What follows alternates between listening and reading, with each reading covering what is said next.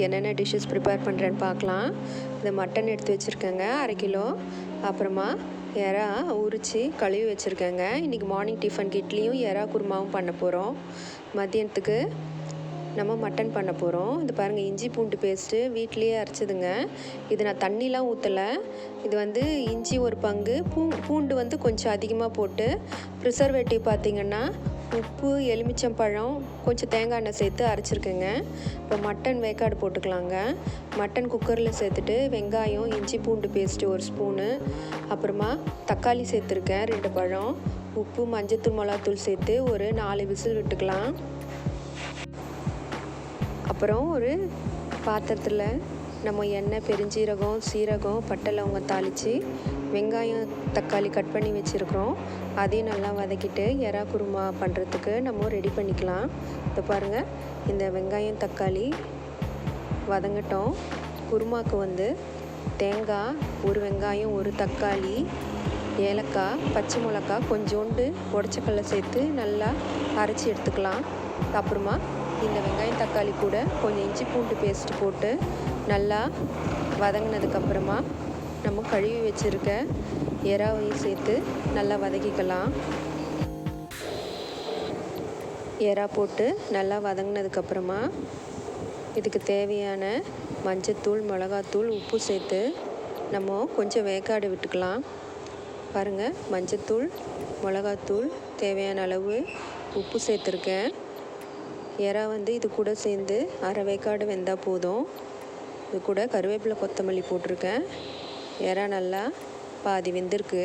இந்த ஸ்டேஜில் நம்ம தேங்காய் அரைச்சி வச்சுருக்கோம், அந்த பேஸ்ட்டை சேர்த்து தேவையான அளவு தண்ணி ஊற்றி கொதி விட்டுக்கலாம்.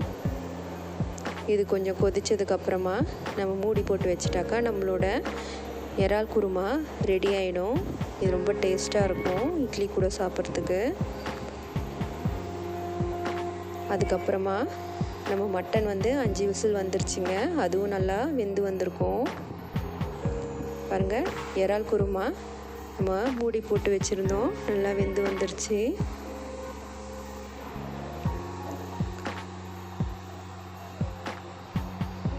ரெடி ஆயிடுச்சு நம்மளோட இறால் குருமா. அப்புறம் இந்த மட்டனும் 5 விசில் வெந்து நல்லா 3/4 பதம் வெந்துருச்சு. இப்போது இந்த மட்டன் குழம்புக்கு நம்ம தாளிச்சிக்கலாங்க. நான் தாளிக்கிறதுக்கு பெருஞ்சீரகமும், சீரகமும், வெங்காயம், தக்காளி தனியாக கடாயில் தாளிக்க போகிறேன். இந்த கிரேவி கூட ஒரு உருளைக்கிழங்கு, கரம் மசாலா, கருவேப்பிலை, கொத்தமல்லி போட்டிருக்கேன். இந்த பாருங்கள், இந்த கடாயில் ஒரு வெங்காயம், தக்காளி, பச்சை மிளகா, பெருஞ்சீரகம், சீரகம் போட்டு தாளித்து கொட்டி 1 விசில் விட்டுருக்கேன். அவ்வளோதாங்க, நம்ம மட்டன் குழம்பு கிரேவி நல்லா ரெடியாகி வந்திருக்கு. இது செம்ம டேஸ்ட்டாக இருக்குங்க. அப்புறமா ஒரு சிம்பிளான ஃபிஷ் குழம்புங்க. இதுக்கு வெங்காயம், தக்காளி, பச்சை மிளகா, பூண்டு, கருவேப்பிலை போட்டு அரைச்சி வைக்கணும். நம்ம டிஃபனுக்கு இட்லி ஊற்றி வச்சுருந்தேன், அதுவும் ரெடி ஆயிடுச்சு. மீன் குழம்புக்கு புளி கரைச்சி வச்சுருக்கேன்.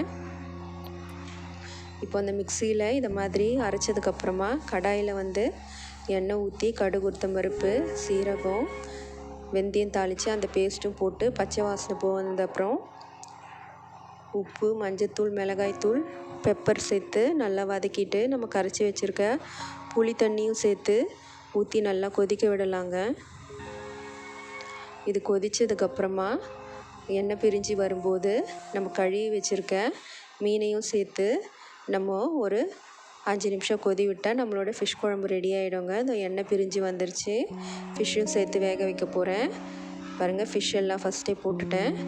பாருங்கள், நல்லா வெந்து வந்திருக்கு. நம்மளோட சிம்பிளான மீன் குழம்பு ரெடி ஆயிடுச்சு. எல்லாம் நல்லா வெந்து வந்திருக்கு. இது தலை, வால் எல்லாம் சேர்த்து மிக்ஸ் பண்ணி வாங்கின மீன். நல்லா வெந்துருச்சு ஃபிஷ் குழம்பு. வாங்க இன்றைக்கி என்ன லஞ்ச் பார்த்துடலாம். இன்றைக்கி சுட சுட ஒயிட் ரைஸ், மீன் குழம்பு,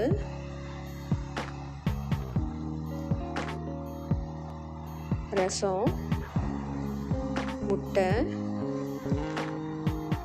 மட்டன் குழம்புங்க. உருளைக்கிழங்கு போட்டு மட்டன் குழம்பு. என்னோடய சேனல் பிடிச்சிருந்ததுன்னா லைக் பண்ணுங்கள், கமெண்ட் பண்ணுங்கள், மறக்காமல் சப்ஸ்கிரைப் பண்ணுங்கள். நன்றி.